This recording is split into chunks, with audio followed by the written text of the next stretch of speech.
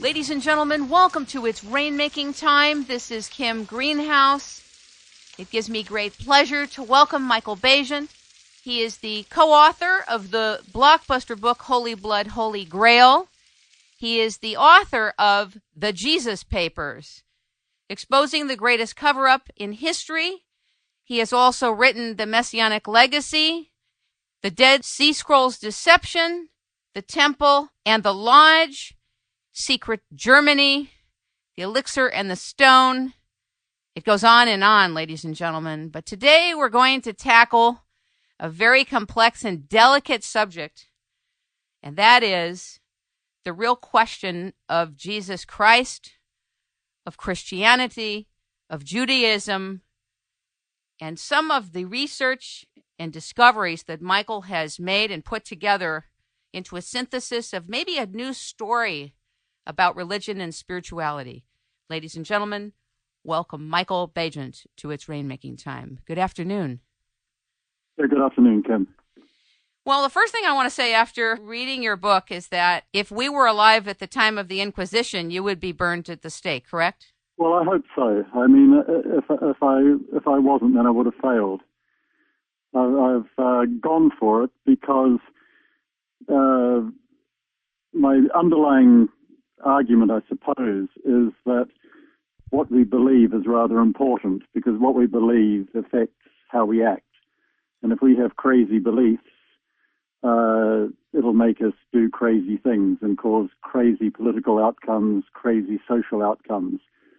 So be careful with what you believe. It might come true. I think there's a distinction you make that's very clear between the mystery societies and the religious dogma societies, or the Vatican and having spiritual beliefs. And I think throughout the entire book, you keep reminding the reader that Jewish people did not kill Jesus, that the Romans killed Jesus, and that we really should be at war with the Vatican and what's happening with the Vatican. Am I incorrect in saying that?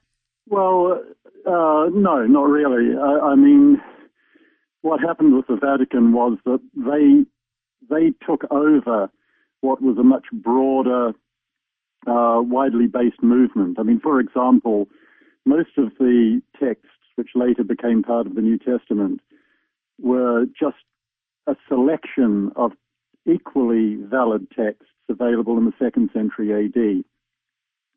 There were Gospels for Mary, for example, the Gospel of Thomas. There was quite a few other texts, but the Rome-oriented theologians went to a lot of effort to, on the one hand, restrict the role of women in the church, and secondly, to push the primacy of Rome in terms of creating the theology.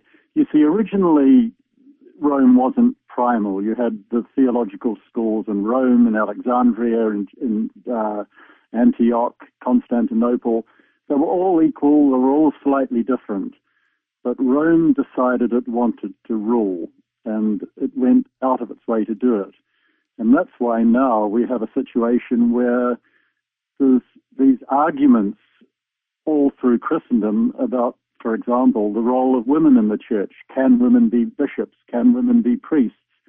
I mean, there's complete nonsense. In the 2nd century, women were fulfilling all these roles. It's simply the Rome attitude, or the Rome central attitude, that we're up against. I think in the book you said there were two guys that got together and created the paradigm in which women were to be suspect, their involvement in anything related to religion. Well, there were more than two, but there were some prominent people. I mean, there was Tertullian, for example, Hippolytus, Irenaeus.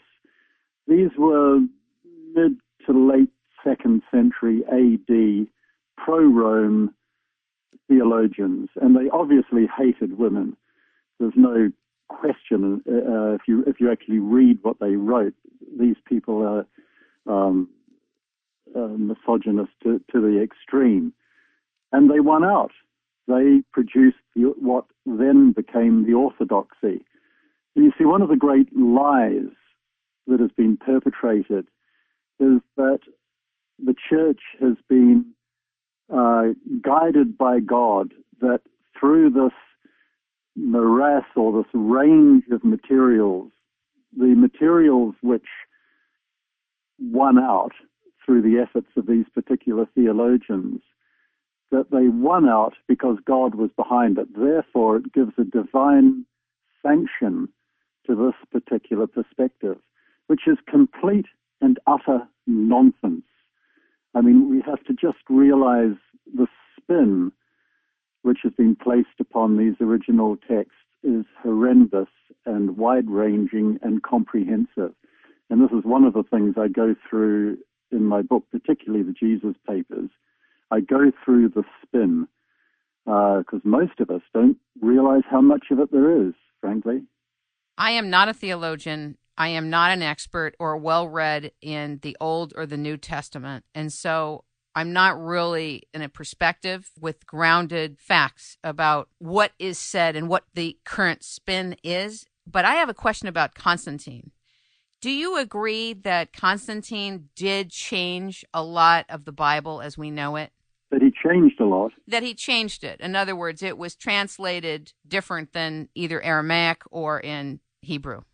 I don't have any proof one way or the other, but let's put the thing another way. Okay. Constantine and his theologians, particularly Eusebius, were behind a particular spin on the texts. And once they'd created this spin, mysteriously, the texts seemed to reflect it. And the main spin they were behind was making Christendom accept the fact that Jesus was divine. I mean, this was the whole point of the Council of Nicaea in 325 AD. Effectively, by a vote of around about 217 to 3, they voted Jesus to be God. And mysteriously, theology came to reflect this quite quickly. Now, there's no set document which we can point at and say that Constantine changed this, but the effect is obvious, and we can see what he's doing. And we can also see that he's putting Christianity in the service of Roman politics. So the whole thing changes. It becomes, again, pro-Roman and in support of the Roman state, which is a big difference from what was originally a Jewish Messianic movement. From all that you have written and read and researched, can you give your presentation of the context and paradigm in which you are viewing who Jesus was in terms of factual history at this time? It's very difficult to prove who Jesus was in history. We only have two statements from Roman historians who had no particular axe to grind. One said, there's Tacitus and there's Pliny the Younger. One says that a Jewish Messiah was crucified in the time of Pontius Pilate during the time of the Emperor Tiberius. The other had some Christians come into his court because he was governor of part of Turkey, or part of what is now modern Turkey. And he did some research and found that this movement traced itself back to this Jewish Messiah. We don't know what his name was. Jesus may not be his name because Jesus is Yeshua, which simply means the deliverer, which could be a title rather than a name. We don't really know anything for sure about his life because the New Testament is theology, it's not history. Obviously, there's going to be elements of history in there, but it's very, very difficult to tease them out. I mean, one of the great, how can I put it? One of the great collusions, I suppose, that everyone engages in, even myself, because there's no way out of it, is that we tend to treat much of the New Testament as history simply because if we didn't, there wouldn't be anything to talk about. And yet while we're treating it as history, we've got to keep at the back of our minds that this might not be the way it occurred at all. And that's why in the Jesus papers, I have another very, very close look at the crucifixion, because there's something very, very strange indeed happens during the crucifixion. If you view it from the point of view of a historian, which I am, something quite different comes out. There is no way that Pontius Pilate could have executed Jesus.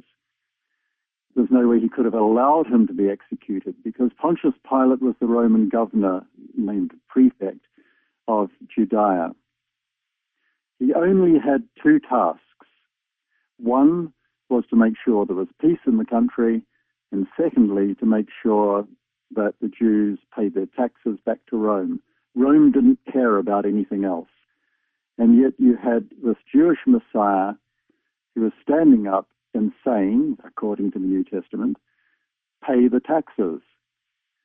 So if Pontius Pilate had executed him, Pontius Pilate himself would have got into serious trouble and probably lost his head. And yet the crucifixion is a Roman execution. It's not Jewish. Can you explain that part, what you just said about that the execution wasn't Jewish? Explain it. The Jews did not engage in crucifixion. Crucifixion by Roman law was a specific action which was used for political prisoners or people who had been condemned politically. It was a Roman execution for politics, for engaging in anti-Roman politics. That's what they used it for. It was a specific execution. The Jews would never have done it. If the Jews were going to condemn someone to death, they would stone them to death. So we've got a Roman execution, supposedly, yet the governor had no reason to execute Jesus, and if he had executed him, the governor himself would have been in trouble because Jesus was saying, pay the taxes. Now, there's something very, very strange going on here. And my argument is that with the connivance of Pilate, Jesus survived the crucifixion. And as a historian, there is no other conclusion to come to. When, for example, Jesus is taken down from the cross and taken off to his tomb, and they take various herbs and spices and so on, Joseph of Arimathea turns up that night with them. The implication is that they're embalming substances. But if you actually look up an ancient use of medicinal herbs, you find, in fact, these substances which Joseph of Arimathea took were to stop bleeding, to deal with shock. They were medicinal herbs to help someone survive. There is something very strange going on with the crucifixion, which I focus on. In the book, you talked about there were two people, one on each side of him, correct? Yeah. And who were these two people? They were called leistoi, which translates, or has been translated as thieves, but this doesn't give the half of it. Basically, they were zealots. They were political prisoners, because at one stage, Jesus seems to have had the support of the anti-Roman political terrorists, really, in Judea.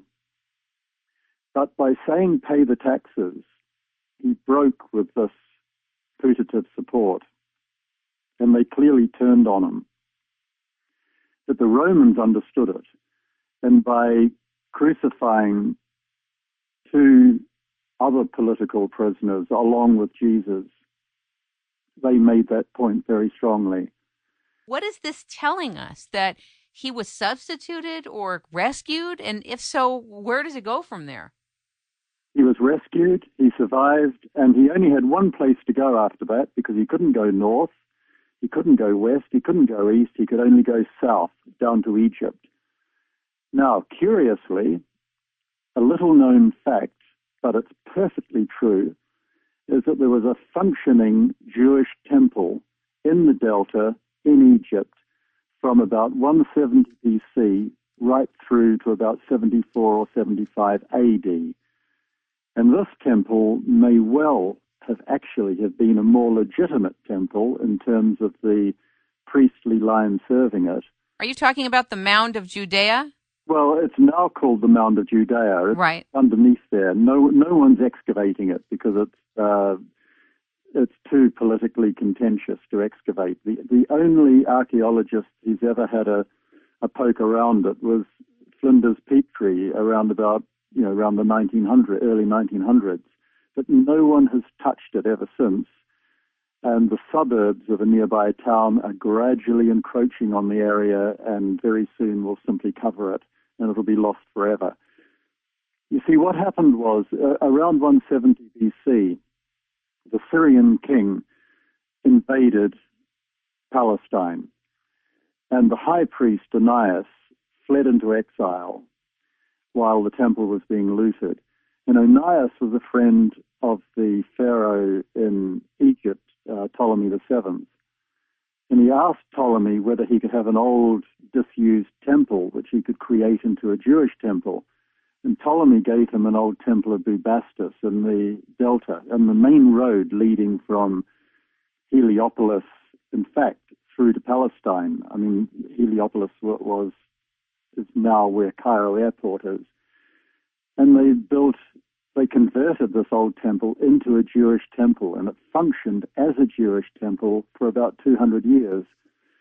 And it was, as far as one can work out, it was more mystical than the temple in Jerusalem.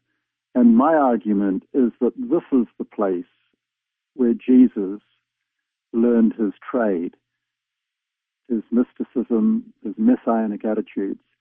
And it's back to this temple that he fled later on when he had to get out of Judea. Jesus and Mary Magdalene, of course, who I've long argued were husband and wife. That was the basis of your book, Holy Blood, Holy Grail? That's right. Well, it was one of Yes. the bases. Can you give the context of that book for us? Because that was an earlier important book of yours. Yeah, it came out about 1982. And give the context to the audience, if you can, Michael, on Holy Blood, Holy Grail. The premise is what? Well, it's a fairly... It's long. I know it's a big book. But during the course of it, we argued that Jesus was married to Mary Magdalene and had at least one child, and that Mary Magdalene and the child ended up in a Jewish community in France, probably in Narbonne would be my guess, because the Narbonne Jewish community survived right through to the 5th to 6th century, in fact, AD, whereas the only other big community in Marseille had turned Christian 200 or 300 years earlier. So, and we have later in Narbonne, Jewish travelers report that there's families in Narbonne who claim line of David descent and can produce genealogies to support it. Wow. So my guess would be Narbonne was the place they ended up. Now, just I want to clarify something. Your context for Mary was not only she was married to Jesus and produced a child with him, but that she was also one of the people that was taught by Jesus, correct? One of the people who was taught, received his teachings. One of the difficult problems with taking the New Testament at face value as containing a lot of history is the easy relationship which Jesus had with the women of his entourage, which was quite different from the mores which pertained at the time. I mean, men and women didn't mix as freely and as easily as Jesus seems to have done. I mean, for example, he meets a woman near the well at Emmaus and sits and chats to her, and afterwards the disciples complain. But if we put in some of the other Gospels of the 2nd century, which are just as valid as those Gospels which are now in the New Testament that have been excluded, if we put in the Gospel of Thomas, we put in the Gospel of Mary, we find expressed a very, very close relationship between Jesus and Mary Magdalene. And that goes some way to explaining why it is that Mary Magdalene anoints Jesus after he goes to Jerusalem. This is in the New Testament. And it also leads one to have another look at the marriage at Cana, which I believe was Jesus' own marriage. It's a complex area, certainly, but in Holy Blood, Holy Grail, we go through it very, very slowly and simply ask the questions and seek the answers so that the reader knows every stage of the process. We're not trying to fool anybody. We're not trying to pull the wool over anybody's eyes. We're just saying, look, let's ask some very simple, some very pertinent, and some very directed questions. And this is the way we move through. And in my book, The Jesus Papers, which admittedly I wrote about 25 years later, but it contains everything that I'd learned during those 25 years, I use a similar process. I'm asking questions, I'm seeking answers.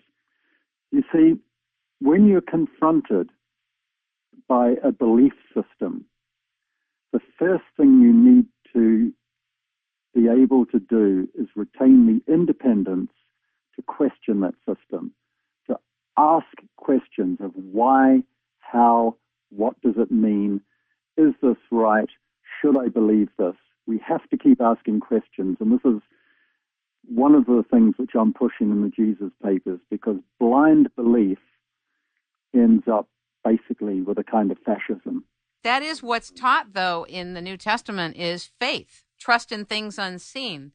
So well, this is from Paul. This is from Paul, of course. And in the New Testament, we have two very distinct theologies. We have the theology of the Jerusalem leadership, which ended up under James. And if you read the letter of James, you'll find that it's pushing a theological perspective very, very different from that of Paul. Paul is producing a religion. Paul is no longer really operating within Judaism. Paul is operating to a much wider perspective. And to that extent, one could admire him because he's looking at much more distant horizons. But nevertheless, there's this split in the New Testament. The New Testament is not a coherent theological document. However much people may argue it, it's not. I mean, I just repeat, look at the letters of Paul and compare them to the letter of James, and you can see precisely what I mean there. So one of the things you said in the book was that Paul did not know Jesus. The Gnostics were concerned about knowing through experience of who God is. Yeah, well, the Gnostics had an experiential approach to truth. Paul had a faith approach to truth. And my argument is that experience is greater than faith. For example, if you're told not to put your hands in a fire because you'll get burned, then, okay, you can choose not to put your hand in the fire. But if you do put your hand in the fire and you get burned, you know the pain. You know not to put your hand in the fire. Now, your actions will be the same as someone who doesn't know the pain. But the first person isn't putting their hand in the fire because they believe they'll have pain, whereas you know you're going to have pain. And my argument is that knowledge is always superior to faith. And the Gnostics believed the same thing. You can have faith that divinity exists, whether we call divinity God or whether we call it integrity or whatever name we want to give it. You can have faith that there exists some basic source of all spirituality. But the Gnostics were concerned with experiencing directly that spirituality through particular practices, meditative practices, entering the stillness, entering the silence. They had various means by which they sought to create or recreate this experience. And my argument is it is always much better to experience for yourself spirituality than simply to have faith that it exists.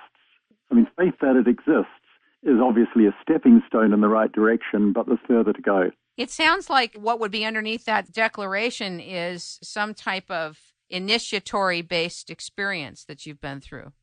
Yeah, you can call it initiatory. I mean, this is my whole attitude. I mean, it's necessary to seek ways of touching, apprehending, knowing the spiritual source of all things. I mean, basically, I'm a mystic. I mean, that's where I'm coming from personally, and have been coming from there for many, many years.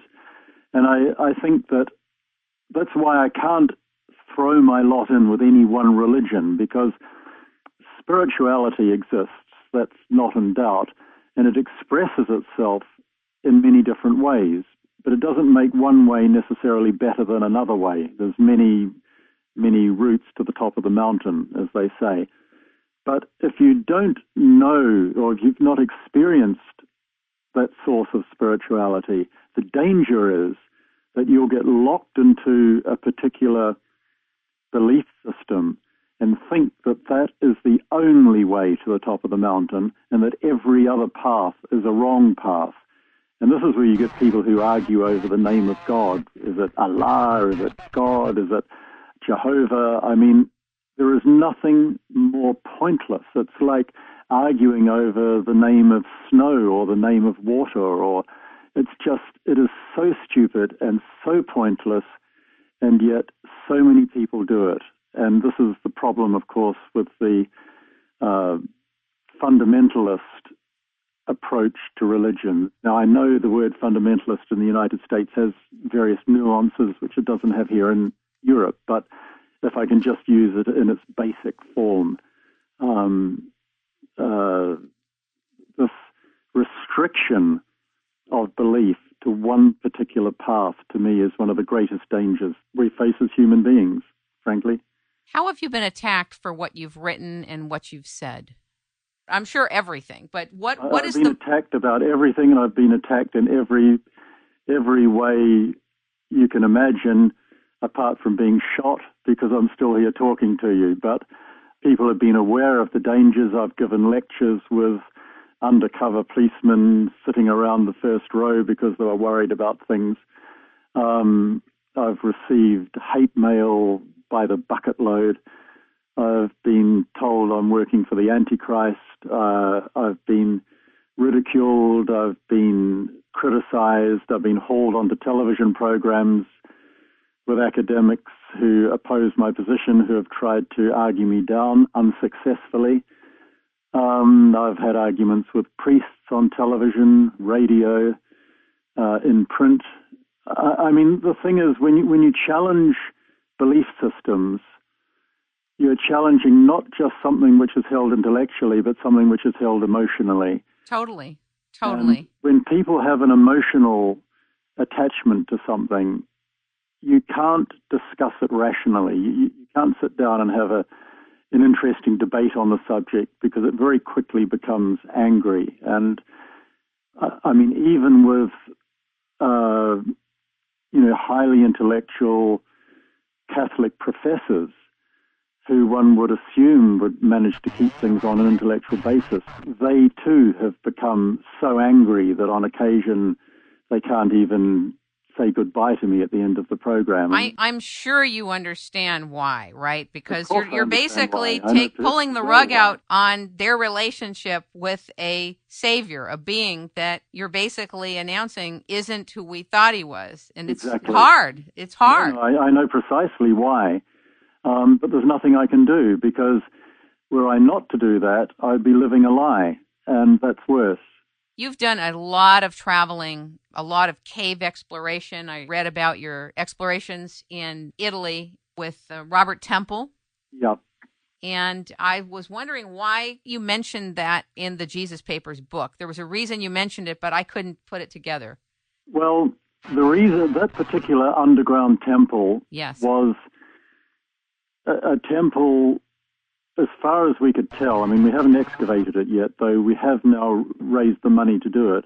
Great. Was a temple where people were initiated into the mysteries of death. Now, in the ancient classical mysteries and the ancient Egyptian mysteries, initiation was an initiation into the other world, the world of the dead. And it was considered that it was a good idea to have a look at the place you were going when you died before you died. But the thing was, when you were initiated into the secrets of this other world, you weren't allowed to talk about it. And so very, very little is known about the procedures and so on of these mystery traditions. There's very little that survived, and what little has survived, I've put in my book, The Jesus Papers. But what's clear is this initiatory quality. Now, the thing is, we're up against a lot of prejudice. A fellow I know who's probably the biggest European expert on the Mithras cult, and he took my wife and I one day down to an underground Mithras temple, which is not open to the public at all. And at the end of the temple was this incredible painting of Mithras fighting the bull in beautiful colors. It's in perfect condition. Well, it was when it was first discovered. But now the eyes of Mithras have been gouged out and mutilated. And as this particular archaeologist told me, that mutilation has been done by an archaeologist who found Mithras too challenging to his faith. So even today, amongst educated archaeologists, these things are incredibly sensitive and incredibly powerful. Sometimes the emotions simply get the better of them. I know exactly what you're talking about. I just did an interview with Michael Cremo on his book, The Forbidden Archaeologist, about archaeological finds, which are millions of years old, are not allowed to go public at all and squashed so that that information never gets to the public how old the human race really is. It was fascinating. Fascinating. And Michael Cremo is doing us all a big favor. I've only met him the once, but I liked him, and what he's doing is fantastic. Fascinating, fascinating man. And I think you're also doing us all a favor, but a lot of us will resent you. The problem you have is that you're not just doing it on archaeology. You are putting the pieces together of things that don't make sense in the way the Bible communicates itself as a form of history rather than as allegory, correct? Yeah. Look, I mean, the bottom line is I just do what I can do. I'm not really on a crusade or anything like this. It's just what I do. And it just happens that I had some questions, I sought the answers, and the road by which I traveled to try and figure these answers out, I've written about. That's the simple fact of it. I'm not sort of filled with hate or anger or, I'm not trying to destroy things. I'm just trying to understand what really is going on and to get behind the spin. I mean, we all know about political spin, but a lot of us have forgotten that there's a lot of religious spin as well. What do you think happened in Italy such that you went into the caves in the northwest corner of the Bay of Naples? What do you think happened? What was your take after you left? Like, what were you left with going into the caves there? Utter excitement. I mean, you see, this underground temple, it's down a 600-foot tunnel into a cliff. You were pretty brave to go through there. I read the details of that. It was pretty scary just reading it. I love tunnels. I spend a lot of time in tunnels because that's where there's a lot of hidden things. The Romans were so scared of this place that they filled it with rubble. And my feeling is that the temple down there, 600 feet down this narrow tunnel, which runs due east-west, by the way, I think they would have left everything in the temple, because if they were that scared of the place, they wouldn't have pulled anything out, because they would have been too superstitious to take anything out in case the spirits followed them or something like this. Who knows? But I think they there's precedents in the Mediterranean. I know in Mallorca they did this kind of thing. They used to smash the things up and then cover them. And I think that's what they've probably done in this temple. I think they've smashed everything up and just filled tunnels with rubble as they came out. But of course, the rubble is now settled, and there's now about an 18-inch gap between the top of the rubble and the top of the tunnel. I mean, over 2,000 years or so, it's just settled that much. So what I'm hoping is that in that temple there, we'll find a whole lot of material which will allow us to read the site. Because there's an underground river there too, which is very unusual, and a whole complex of tunnels. I think we only found a small part of them. How did you not get lost? I mean, I was getting lost reading about you in there, going through to the left, to the right, and Well, you know, I sort of did get lost a few times. Quite confusing down there. There's a tunnel, you go to the end of it, and when you get to the end of it, you hope you can turn around and come back. The main thing I was worried about is that I wouldn't be able to turn around at the end, and I'd have to sort of end up crawling backwards down a tunnel, which is not as easy as crawling forward. That's scary just listening to it. God. I bet your wife didn't appreciate you going down in there, that not knowing if you would come out. She didn't know. Oh, my God. That's a good thing. Wow. I'll bet she wouldn't have let you go. Well, she was outside. She didn't know what I was doing down there. Oh, my God. I actually got her down there. You even had the other people with you scared to death. Well, that's true. I ran out of rope, so I just untied it and let it go and kept going. Oh, my God. That's wild. I mean, what can they do? How can you pull someone out with a rope anyway? That's ridiculous. True. That's true. I guess it's a way to just know where you are. Well, to know I'm still there, yeah, I suppose. Talk to us about the Dead Sea Scrolls. So many people are interested in the Dead Sea Scrolls. I haven't read your other book, The Dead Sea Scroll Deception. What are you saying? Well, that came out quite some time ago, and there's been a lot of changes in the Dead Sea Scrolls since that time. I mean, they've now been made available to everyone, but at the time I wrote the book, they weren't available. And we were arguing that they should be available because by restricting access to them, they were perpetrating a spin on the material. I mean, as I'm constantly going on about, I dislike the spin that's put on religious systems. And the Dead Sea Scrolls was one very obvious one. It was in the hands of people who controlled the area, they controlled physically the scrolls, they controlled the interpretation of them, they controlled what scrolls people could know about. And we discovered that one of the scrolls talked about someone called the Son of God. Now, if that's not a parallel with Christianity, I don't know what is. But they didn't release that scroll for something like 45 years. And you have to ask yourself, why didn't they release it for 45 years? I talked to a Jesuit who was in Jerusalem at the museum where the scrolls were held on the day that that particular fragment came in, which had talked about the Son of God. And I said to him, well, I suppose it took you quite a long time to translate it. He said, no, he said, we had it more or less translated by the next morning. So 1958, and when was it released? Well, sometime in the 1990s.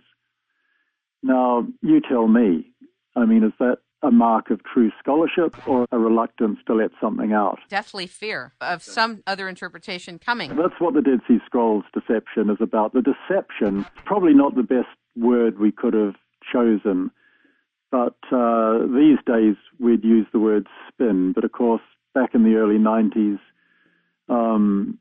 spin wasn't really a term that anyone understood. So deception was the word we went with. So what do the Dead Sea Scrolls, let's say at Cove 7 in Qumran, you said they're written in Greek on papyrus, and the other caves were written in Hebrew and Aramaic on parchment. Most of the scrolls are in Aramaic or Hebrew. Well, most of them are in Hebrew, to be honest, some in Aramaic. But what's very interesting is that the scrolls from, I think it's Cave 7, all of them were in Greek. Now, what that means is that there were members of the scroll community who were a violently nationalistic community. We have to understand the scroll community hated the Romans, wanted to get rid of them, hated the Herodian kings and wanted to get rid of them. And it's rather interesting that the temple was built by the Herodian kings. And so that gives another twist on the whole, the Wailing Wall phenomenon. I mean, we've got now, particularly the Orthodox Jews in Jerusalem spend a lot of time at the Western Wall. That was built by Herod, who wasn't actually Jewish and who perpetrated a lot of crimes on the Jewish people. So, there's a few problems there. How did you find that out, Michael? Well, it's standard history. We know that Herod built the temple, Herod's temple. We know that no one would dispute it. What people like to forget is how awful Herod was. Herod methodically murdered all the surviving members of the line of David that he could get his hands on. He drowned the male heir in the pool of his villa in Jericho. He had others murdered. He was a terrible person, and yet it's his temple that's everyone worships at. I just think there's a bit of a problem there. Wow. But no one's talking about it. You are. I am. So how do the Jewish people and the Israelis respond to your declaration of that in the historic record? Well, the Israelis have given me a bit of a hard time one way or the other. Not too bad, but... What did they say? Well, no, they've just done sort of funny things. Like on one occasion, they loaded an entire 747 with passengers ready to take off, except for me. And they left me in this little departure hall with all my luggage for about, 20 minutes or so, and everyone studiously ignored me. Eventually they loaded me on and we took off. But it's just these I get picked up in the street a lot and questioned and this kind of stuff, just sort of low-key hassles.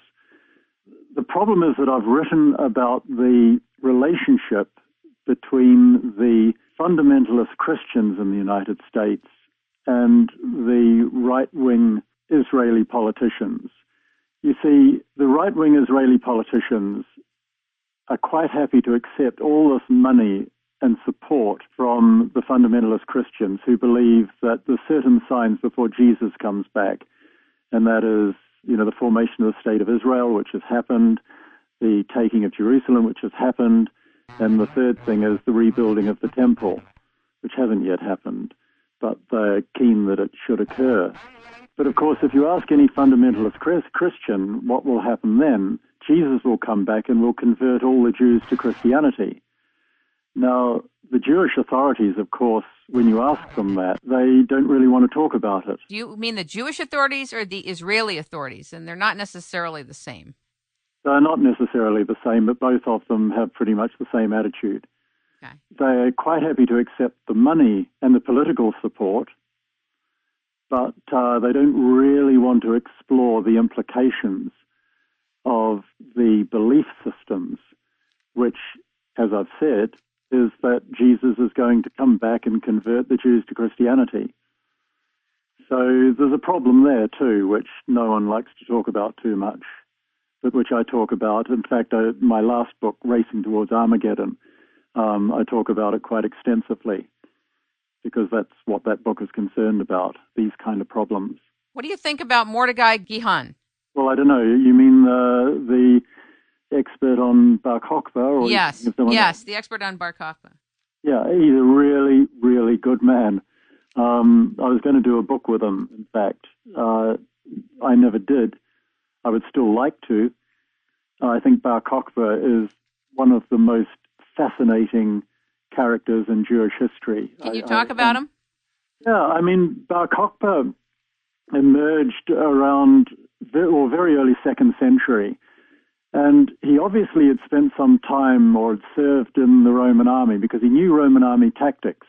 And he had these huge caves in the Jordan Valley where he used to train his guys secretly in, Roman style of warfare. And at the same time, Jewish captives were working as slaves for the Roman army, and they were producing the weapons. And Suetonius tells us that the Jewish captives used to slightly substandard weaponry, and so the Romans would reject them. And this substandard weaponry would not be melted down and remade, but it would be stolen and given to Bar Kokhba's forces. And eventually Bar Kokhba emerged, and he actually fought and defeated the Roman legions in Judea. And for probably 3 or 4 years, there were no Roman legions there at all, and Bar Kokhba ruled. But where he came unstuck was that he relied on the Parthians, who were about the only country that Rome was absolutely terrified of, because the Parthians were these amazing horsemen who fired arrows, and they just would sweep into the armies, fire their arrows, and sweep away again. And the Romans could never really get their measure. And the idea was the Parthians were going to invade from the north east, and Bar Kokhba was going to manage to kind of solidify his position. But of course he was on a hiding to nothing, because whatever Bar Kokhba did, there's always going to be too many Roman legions, and that's eventually what happened. The Romans threw, I think, 6 or 7 legions in, and they just wiped Judea out. But the cost in blood was so tremendous, both on the Roman side and the Jewish side, that by the late 2nd century, both sides were pretty much at peace. They just weren't annoying each other again, because the cost had been too high, and they realized that it was ridiculous. But it produced really the beginnings. I mean, rabbinical Judaism had started a little earlier, but it dominated after the demise of Bar Kokhba. I mean, that's where the current style of Judaism really took off and reached well into the diaspora. So Bar Kokhba is a fascinating figure and one of the great heroes of Jewish history. And Mordecai Gichon is probably the greatest expert on Bar Kokhba, who had, as I say, a lot of underground sites where he used to hide his men, who could sort of emerge, fight, and then just melt back into the hills. And no one knew where they were. You have a very interesting life, don't you? Well, I get bored easy. I think you've picked the most exciting and yet challenging and scary thing to follow, really. I called Michael Cremo the Columbo of archaeology, but I'm going to come up with a name for you. Well, so long as it's a nice one, I can live with just about anything. Talk a little bit about why you think the Vatican has obtained and destroyed writings for so long, and that basically all things lead to Rome, and what can be done about it. Well, I say in my book that all the rivers of blood lead to Rome, and I think that's pretty much it. I mean, Rome is all about power and centralization, and that's all that you need to know. As we now say, ironically, Rome is the sort of moral arbiter. I mean, all the scandals that it's had recently show just how thin that moral status of Rome is. But it's Rome, right from the start, has been about power. Because remember, initially it was the Roman Empire, and when the Roman Empire disintegrated, really we had the popes. You see, the first pope who became a strong man was really in the early 5th century, and that's about the time when the Visigoths first invaded and looted Rome. So the political and military entity of Rome was disintegrating, but the theological entity of Rome was becoming powerful. And that's basically what happened. The popes took over the role, in a sense, of the emperors. Do you think that in your lifetime Rome will be destroyed? Oh, I hope not. Rome's one of the most beautiful cities in the world. I mean, it is the lair of the beast, admittedly, but I couldn't care less what happens to St. Peter's so long as they save the artworks. I'd like to see the end of the papacy. I'd like to see the Pope just Bishop of Rome again, the way he always was, and have a sort of decentralized Catholic Church, so that if the bishops in, say, United States wanted to allow married priests or women priests, they could, because there's no theological objection to women priests or married priests, however much Rome may squirm and argue and complain. There's no theological objection. There's no theological necessity for celibacy, anything like that. Decentralization would allow it to be flexible and to survive, but the longer they try to keep this thing centralized and rigid, the more likely it is that it will just crumble. It's unsustainable as it's going along at the moment. But no, let's not destroy Rome. I wasn't asking. Unbelievably beautiful. Have you been to Rome? I have, and I wasn't asking that for my interest in having Rome destroyed at all, but there are some prophecies that assert that Rome will be destroyed and the papacy will be destroyed. Well, I think the papacy may well be. There's this prophecy which has been, it's about 1,000 years old now, which the prophecies of St. Malachi. I was just going to mention him. Taken quite seriously in the Vatican. And they say that this present Pope will probably be the last, or maybe it's the one following. I'd have to check exactly. Right. It has something to do with olive or something like that, That's olive right. tree. Yes, yeah. It's either this Pope or the next Pope that sees the end of the papacy. And Jung had a similar kind of vision. I don't know what you think about Jung's visions, but had a similar kind of thing. But you don't need to be a prophet to see that Rome's either got to be flexible and adapt or fail in this modern world. It's as simple as that. You can't carry on the way they're carrying on and hope to survive. You are an editor of, is it a Masonic magazine or newspaper? It's a magazine. It's about 80 pages, and it goes out to about 230,000 people, I guess. It's quarterly. It's stress enough. I would imagine that if you're an editor of a Masonic magazine, are you also a Mason? Yeah, I've been a Freemason since the early 90s. Can you share a little bit, whatever you can share, about the paradigm of a Freemason and how, as a Freemason, that would impact or contribute to your research, either questions or analysis? Well, the thing with Freemasonry is that at its heart, it's a very ancient system, much modified, but at its heart, it's a journey towards insight into spirituality. That's its point.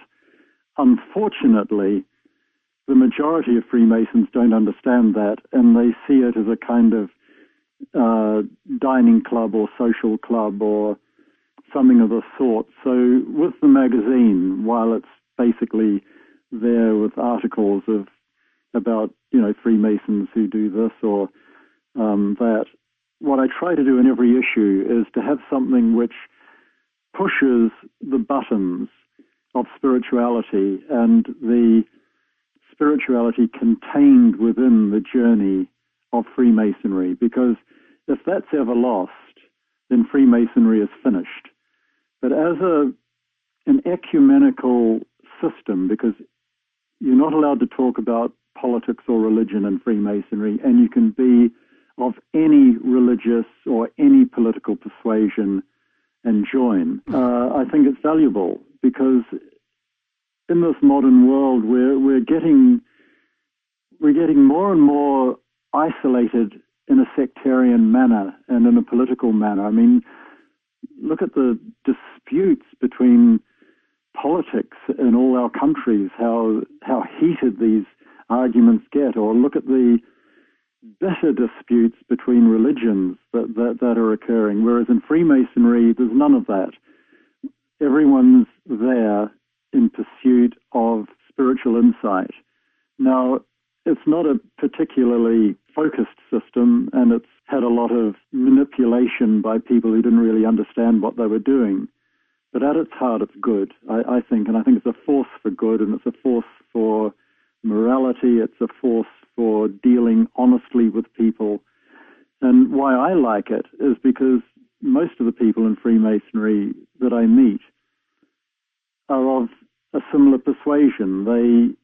They understand that things that they couldn't talk about, there might be lawyers or judges or airline pilots or school teachers, they can't go banging on about spiritual journeys in their jobs because people would think they were weird. But in Freemasonry, you can, and you can explore these topics and be with other people who care about them, frankly. And I think that's the reason. If you're with people who care, you've got a kind of mutual support system, so you don't feel isolated. One of the great problems in the modern world is isolation. And so we need organizations who bring people of like minds together, and that's what happens in Freemasonry. I like it, and I think it's a force for good, but it needs constant vigilance. Otherwise, it too could go the way of so many other organizations and become a source of conspiracy or a source of domination. I have a question about Freemasonry. Is it true that in Freemasonry that there are secrets or that there are levels of initiation and expertise and knowledge? Well, yes, I suppose. So if somebody says the president was awarded a 33-degree masonry degree, what does that mean? Means pretty well nothing. Okay. Means pretty well nothing. I mean, I'm a 30th degree Mason. I was asked if I wanted to go further. I declined. To become a 33-degree Mason, it's sort of an administrative, the top sort of 3 or 4 degrees are more administrative than initiatory, though there are initiations associated with them naturally. And, you learn things that people in other degrees wouldn't know, but they're not necessarily more spiritual. Okay.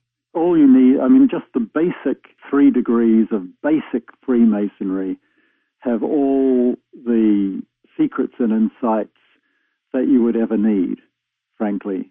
That's my considered opinion, after X number of years in Freemasonry. The problem with Freemasonry is there's a lot of people who see it as another way of getting a little bit of status or a little bit of power or thinking that they're better than someone else. You've got to sort of try and combat that tendency towards self-aggrandizement. Happens in every organization, and it happens in Freemasonry, and it's a sort of cancer that runs through it, and I oppose it constantly in my magazine, and one has to just keep opposing it, otherwise it would take over probably. It's, again, you just need constant vigilance. I think what lies behind your question is someone who's a 33-degree Mason going to have more spiritual secrets than, say, an 18-degree Mason or a 3rd-degree Mason? My answer would be no. He knows more about the Scottish Rite system, but the Scottish Rite system isn't necessarily more spiritual than the basic Blue Masonry, as it's called in the States, system. Did Freemasonry help shape your research abilities or give you some type of access to something that enables you to do the kind of research that you do and ask the kind of questions that you do? No. I had access to Masonic libraries and things prior to joining. I joined, actually, because I just rather enjoyed the people I met and got on with them and realized that here was a whole group of people who were rather similar to me. But subsequently, what can I say? There's sort of an alternative information network going on in Freemasonry, and you learn a lot of very strange and interesting things which are known that Freemasons have been involved in that you wouldn't know unless you were a Freemason. You see what I mean? Yeah. Political or religious things. I've not used any of them in my books or my research, but I do find some of these stories fascinating. It's just out of fascination, really. Nothing that I've done in Freemasonry has actually facilitated the kind of research that I do. I can say that quite clearly. In fact, my research is quite separate from my Freemasonry, to be honest. Right. I just wanted to know if it helped shape the way you're doing the research or allowed you to become more receptive or... What would have been useful, probably, is if I'd been a Freemason when I wrote Holy Blood, because there was a whole kind of conspiratorial network in France that we explored in Holy Blood. And I've since found out a whole Masonic angle to all that. I've found a lot of the people that I was looking at have turned up in sort of strange Masonic groups, which I've been tempted to research and write about over the years, but I simply haven't had the time, to be honest.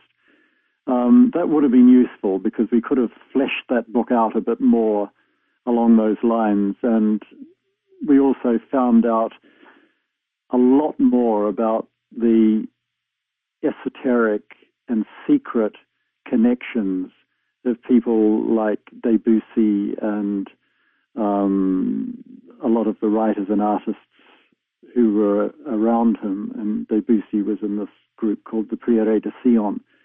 We've had a lot of flack, actually, a lot of criticism over the Prière de Sion.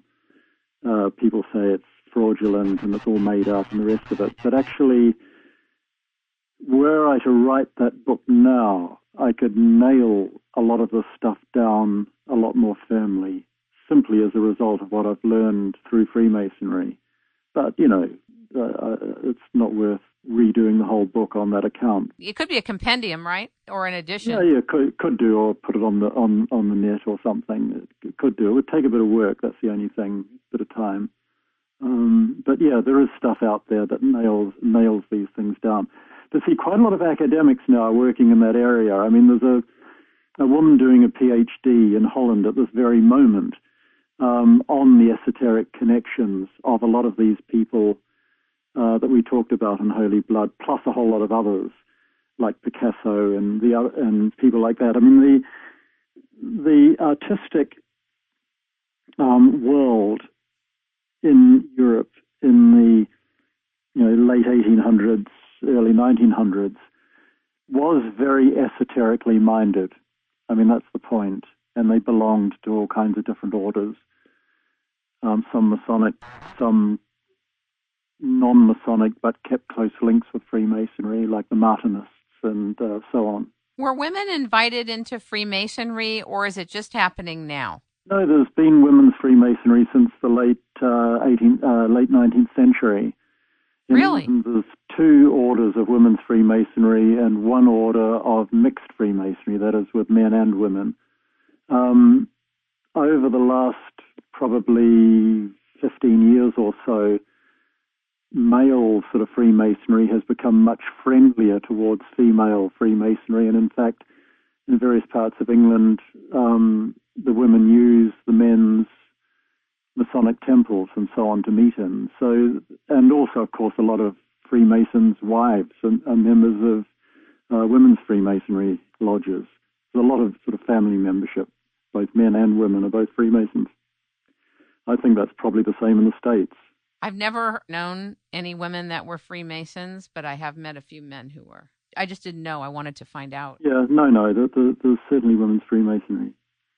I mean, I'd quite happily have women in Freemasonry, but it just won't happen. I mean, I've in my magazine, I sort of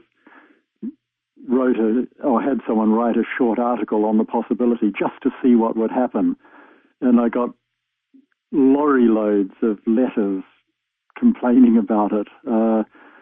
So it's just not, the time's just not right for that yet. But I think eventually it'll happen. Frankly, I think I can't see how it cannot happen. I have another two questions for you. Do you think that, from all your research, that Jesus was in India? Because I know there's a lot of writing about how Jesus was. No, I don't think he was in India. You don't? No. I mean, certainly at least one of the disciples went there. But I think what happened was members of his group, after the destruction of Jerusalem by the Romans, fled. And I think they eventually made their way across Persia and Afghanistan and so on into India. I think that's what happened. I mean, there's an old friend of mine who's now sadly dead, or he died some time ago, Hugh Schoenfield, wrote a book called The Essene Odyssey, which he tracked at least one of these groups all the way through to Kashmir. And he was a good scholar, and he had a lot of documents that he got his hands on, and I think I think his work's pretty sound. But I don't think Jesus went to India. There's no reason to think so. I mean, there's nothing in his teaching which would necessitate arguing that he had been to India, that I know of at any rate. Because there's a lot of different books on that. I just wondered what your take on was it. I've got about a dozen of them here. I mean, I've read them all, and I'm not convinced, to be honest. But I might be wrong, for heaven's sake. You know, who am I? I'm just, you know, a researcher and writer and person with some questions. I mean, you know, I might be wrong. So don't take what I say as gospel. I wanted to ask you about your tours in Egypt that you have led, where you talked about people just bursting into tears. Yeah, I mean, Egypt's like that. I mean, I've just come back from Egypt 3 days ago, and I was reminded again, there's a huge emotional content in Egypt, and it just hits people. Even people who are incredibly skeptical will suddenly just switch as something hits them, and they don't necessarily know what it is. Egypt's a very ancient and powerful place, and those temples still have a spirit that's tangible, and you can feel it. And what I always do is hire at least, well, I say hire, we pay to have 2 or 3 of the temples at night by ourselves. So there's no other people wandering around, there's just us, and we can go to particular parts of the temple and meditate or chant or do whatever we like, or just sit in silence and try and feel these places, because it's a very strange thing that Egypt does have this strong feeling and strong spirit, and it does hit people. I mean, my stepdaughter, who I think you're probably referring to, yes. She spent all her life in the fashion industry, you know, going all around the world with models and photographers.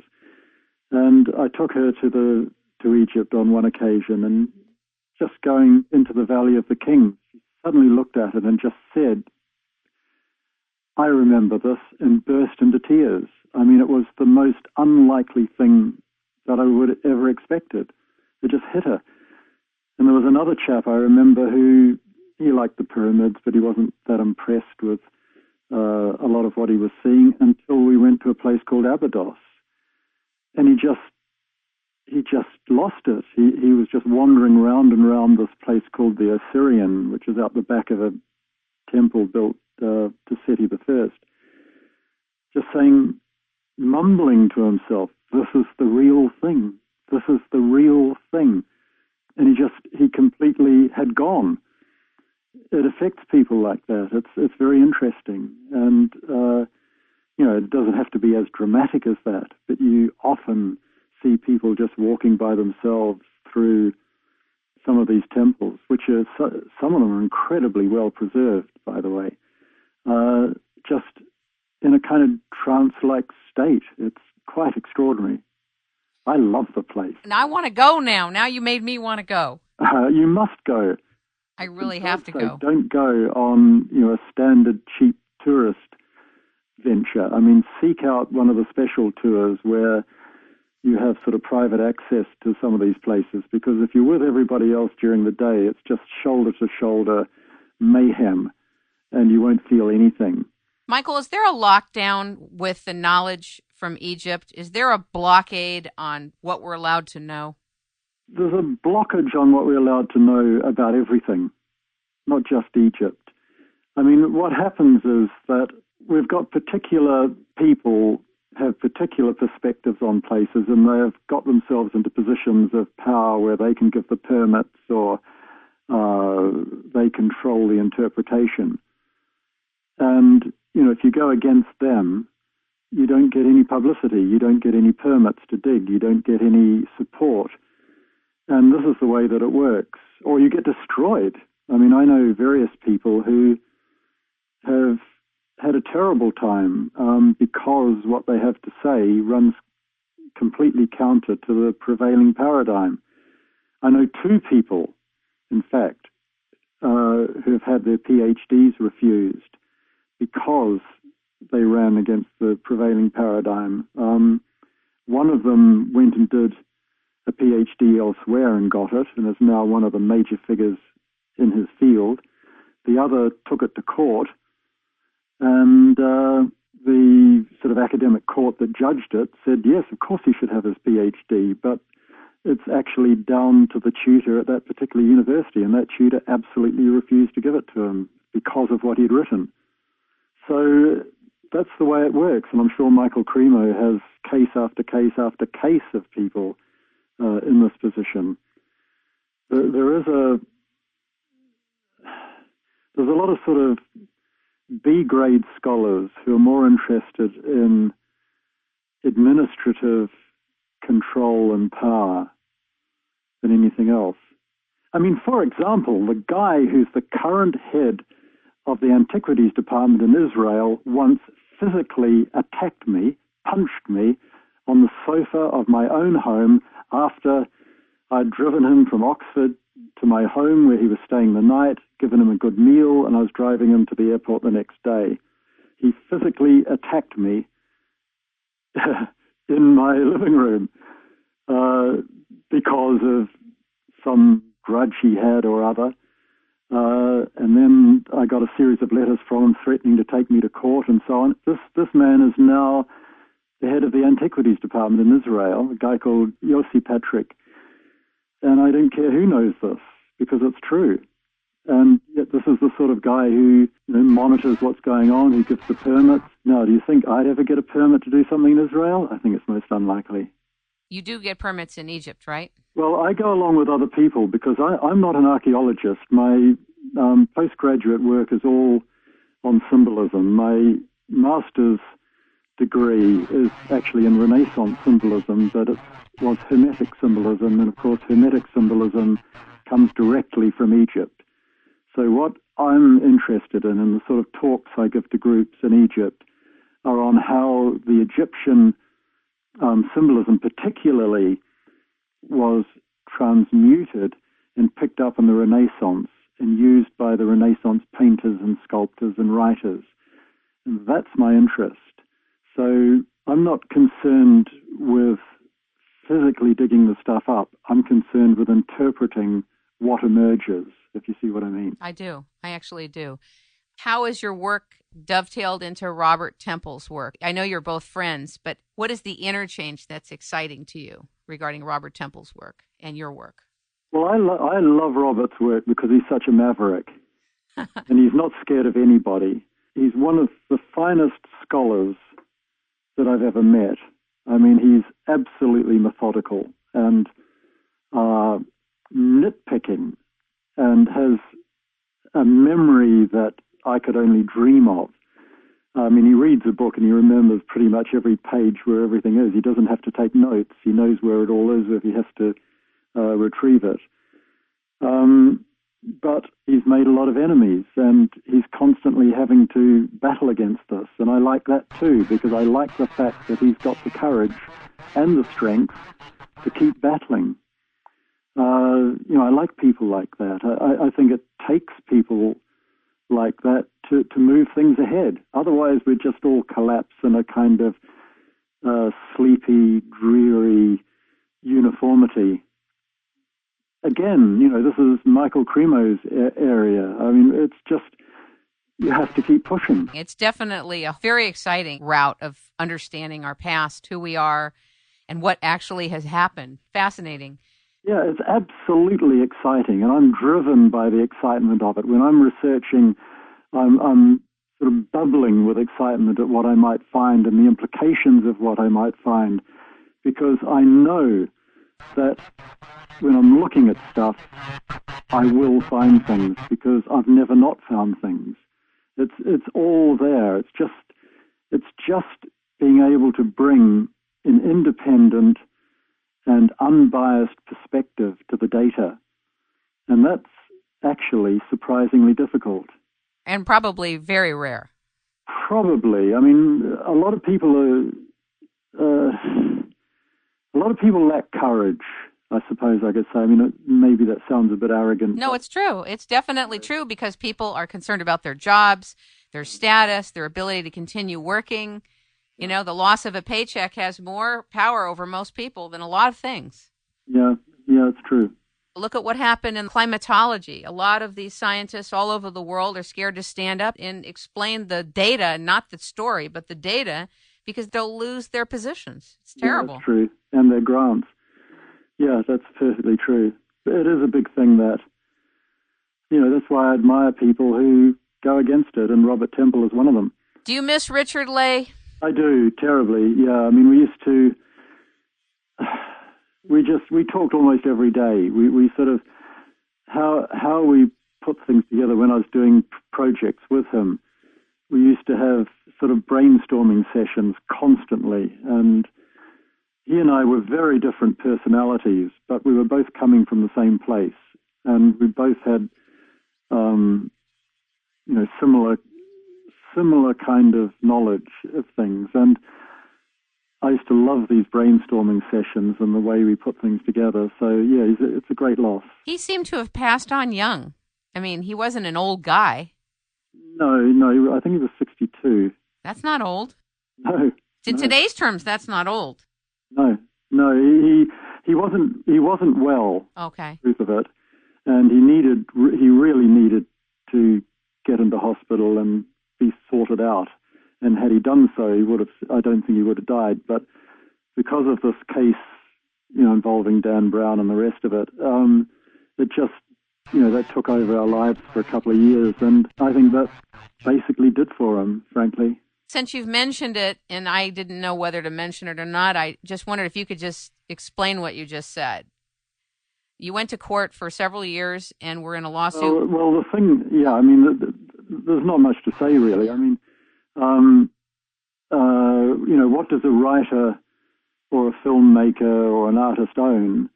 He or she owns intellectual property.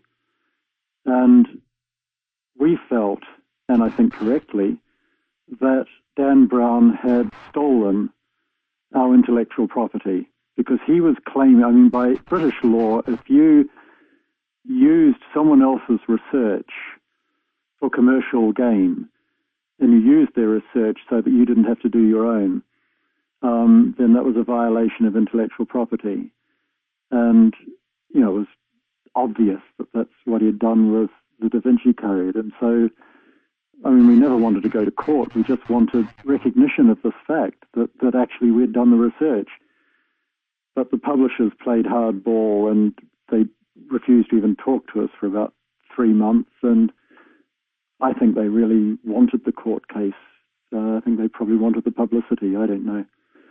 But it was very sad because by losing the case, it put back intellectual property protection in England probably about 35 years or so.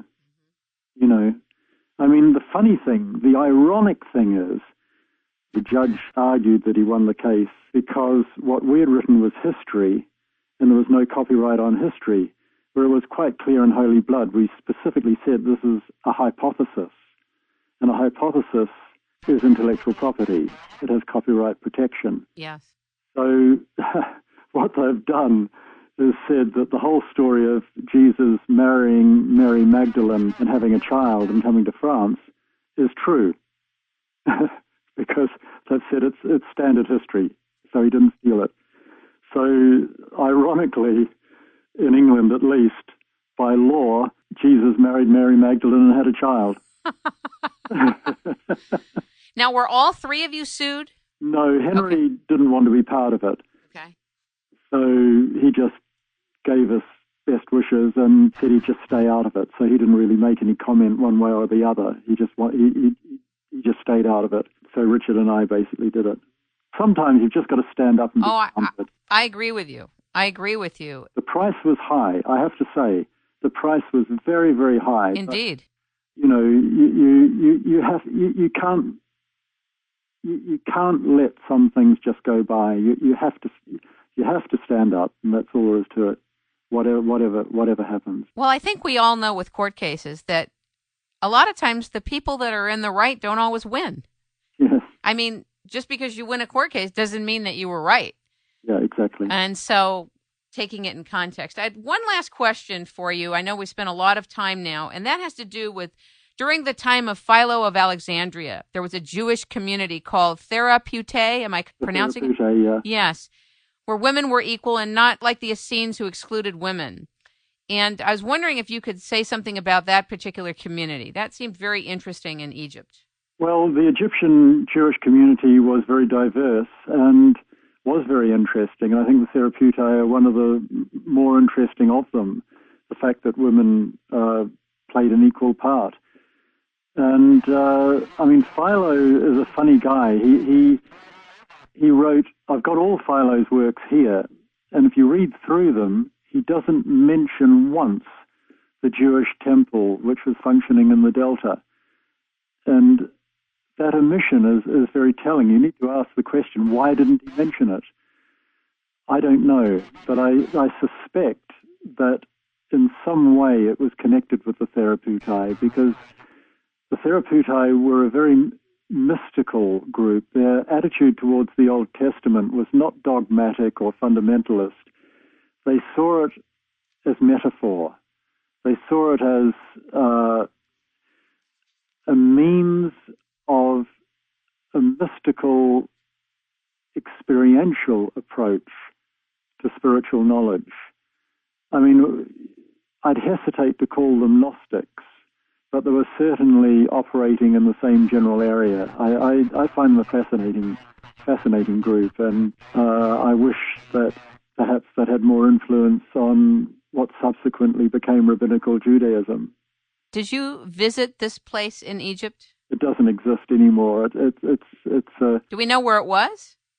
Well, not exactly. Okay. No, it was slightly west of Alexandria, near Lake Mareotis. But there's a New Zealand professor, in fact, Joan Taylor, who is the only person I know who's done a considerable amount of work on this, and she thinks she's more or less located it, but she's not certain until she can raise some money to dig. She's never going to know, even if there's anything there. But reading Philo's account, I don't think there'd be much there, because they lived a very simple life with very simple buildings. I just don't think you'd find anything that was distinctive. How do we even know about them then? We only know what Philo wrote about them. Okay. And that's, as we've discussed, they took the Old Testament as metaphor, not as literal truth, which is very different. They seem to have had a sort of a kind of Kabbalistic approach too, because they were very involved in the numbers of days, the numbers, and in numerology, say, things like this, which brings them into the orbit of the Book of Jubilees, for example, or the Book of Enoch, which then brings them vaguely into the orbit of some of the Dead Sea Scrolls, which some of the scrolls express this sort of numerical symbolism. So Philo is giving us a fragment of something greater, but we don't actually know what this something greater was and how much communication the Therapeutae, for example, had with other possible similar groups around the Middle East at the time. There just isn't any information. I mean, this is a frustrating thing about all this. You see, the problem is the Jewish community in Alexandria rose in insurrection around about 115 AD. No one knows why. There was a fellow called Lucas who led it. No one knows who he was or what his ideas were, but the whole Jewish community was utterly destroyed and all their records were burned and lost. So whatever might have been in some of the libraries there has gone. What would be nice, of course, is if they're building a road sometime in Alexandria and a bulldozer happens to uncover a house of a wealthy Jewish intellectual, and there happen to be a whole lot of documents there. I mean, that would be nice, but it hasn't happened yet. Reminds me, though, of Michael Cremo's experience of archaeology that poses something different than a worldview that's been integrated and absorbed will be cast aside. And I'm just wondering if you feel that would happen. Well, that certainly happens. I mean, they found a whole lot of Jewish documents. The Saudi Arabians were building a road through the remains of a very big walled Jewish trading city in Arabia, a place called Khaybar, which Muhammad took sort of early 7th century. And they were building this road, and they uncovered a library with a whole lot of scrolls and books and so on, codices and so on. And the Saudis just would have destroyed them. But a guy I know bought the whole lot, and they're all now in a vault in Switzerland. But, you know, they're not much use in a vault in Switzerland. They keep trying to get him to release them to scholars or let people look through them. But what's the fear? That he won't get them back? I don't know, to be honest with you. I really don't know. He's got a lot of stuff, actually, a ton of stuff. He spends a lot of money, I mean, millions and millions on this kind of material. But he just likes it. He sort of keeps it and looks at it and shows a few friends what he's got. You know, he's shown me a few things that are pretty mind-boggling. You have good friends. I have one last question for you. It's a personal question. You can always take the fifth. Do you believe in reincarnation? I do. I've had experience of about 7 of my own. I do too. When you were describing what went on in Egypt on some of these tours, it reminded me of them having a recalling the place. Quite possible. No, when I was in my early 20s, I had quite a few... I'd drop into this other life for sort of 30 seconds, and and all the memory would come back. You know, it was self-evidently true.